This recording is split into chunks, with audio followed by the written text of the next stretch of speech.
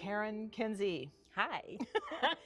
I hear you have a really great story about Mussorgsky's Pictures at an Exhibition, which we are playing on our historic New York City tour and also later this season. And I need to hear it. I need to hear what this story is.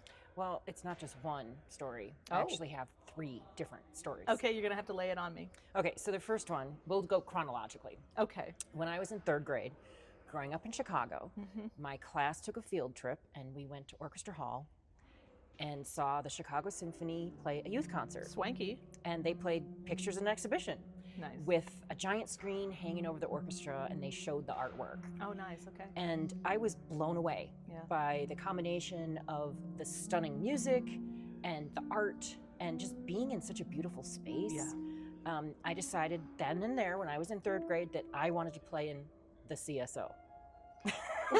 Well, it kind of worked out. Right? I'm in the CSO, but a different one. Yeah. You know how cold it is there right now? It's pretty cold here right now. Well, it's even worse. Well, unless people are watching this in the springtime. Right.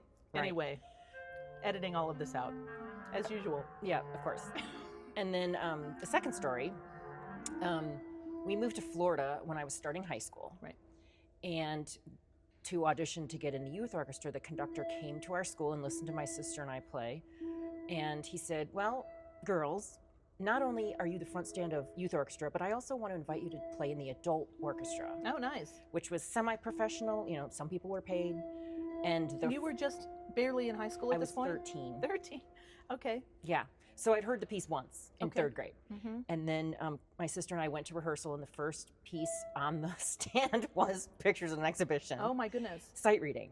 Oh, you hadn't had it to practice or anything? No. Oh, my We goodness. sight read in the first rehearsal. Wow. And we're like, I think we should leave. I don't think we belong Yeah, here. there's some really gnarly stuff in there, even if I you're know. not playing trumpet. Okay. Yeah, it was terrifying. Okay, but a But I formative survived. experience, yes. Yeah. Okay, good. And then the third story is years later, I went to the Blossom Music Festival as a student. Okay. And we did a side-by-side with the Cleveland Orchestra. Oh, that is swanky. And I was sitting, I think it was last stand first violin with Steve Mussorgsky, who was Danny Mussorgsky, the concertmaster's son. Oh, wow. A little pressure. Really cool. At the side-by-side with the Cleveland Orchestra, we played Pictures in an Exhibition, but it was a different version done by Leonard Slatkin, who was conducting. He was on the podium and we were playing his version, which is not really, well, I mean, it's the same tunes, but it's rearranged and right. I mean, there are multiple arrangements of this. It's not just Ravel's arrangement. Although we mostly here anyway have performed Ravel's arrangement. Have we ever performed another person's arrangement? This is one of the most performed pieces of music in the world. It has multiple arrangements. There's no stopping anyone else from making new arrangements.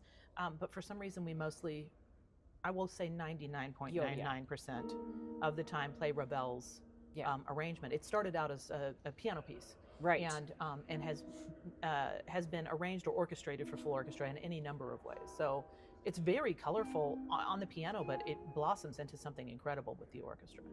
So I can see and hear that things are starting to cook up for our afternoon rehearsal. We are in the middle of our Mozart and Now weekend. I would call it a frenzy. It is a frenzy.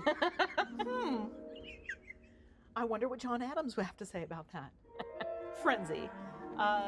So there's a lot going on getting ready for our tour. So we have this weekend's concerts that feature 6 different pieces of music, 3 by Mozart, 3 by contemporary composers, John Adams' Frenzy being one of them.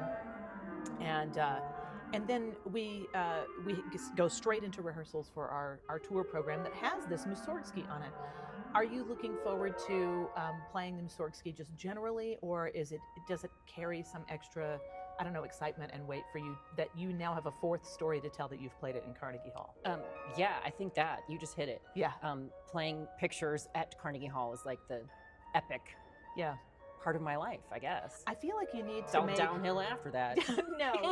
No, that is not true, because we're going to get to play it again here, and then sure. you can reflect on your Carnegie Hall experience.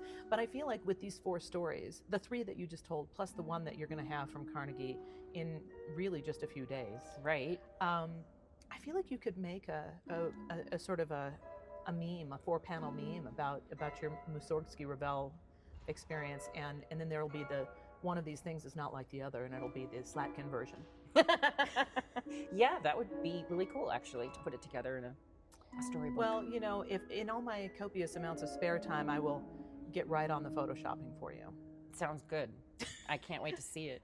Karen, thank you so much for sitting and chatting with me about this. I love hearing stories about the sort of the behind-the-scenes experiences from my colleagues. I have some of my own, but it always makes me, you know, feel a little more connected to the music to hear other people's stories. Absolutely. Too. All right, awesome. Thanks. Good rehearsal in a few minutes, and thank you very much. You betcha. Okay, cool.